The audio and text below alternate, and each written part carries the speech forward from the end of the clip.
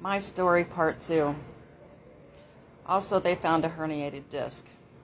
So finally, I thought that I was starting to get some answers, at least to tell me what was wrong with my legs. They'd set up an appointment for me to see specialists and so forth and so on. However, that year, and that was in December of 2019, and in January, my mother passed away. So I had to go back to Ohio to take care of her affairs. Therefore, I had to cancel all my appointments and I couldn't go. So by the time I got back from taking care of that in March, the pandemic hit.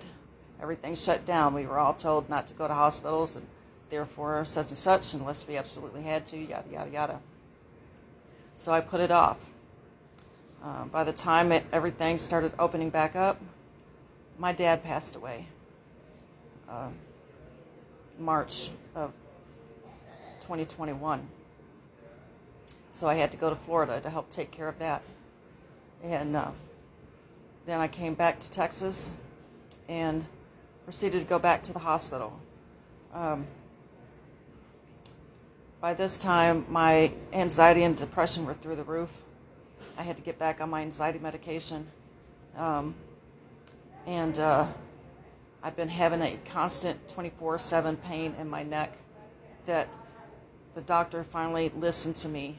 I finally found a doctor to listen to me, and he said he would finally schedule an MRI for me of my neck.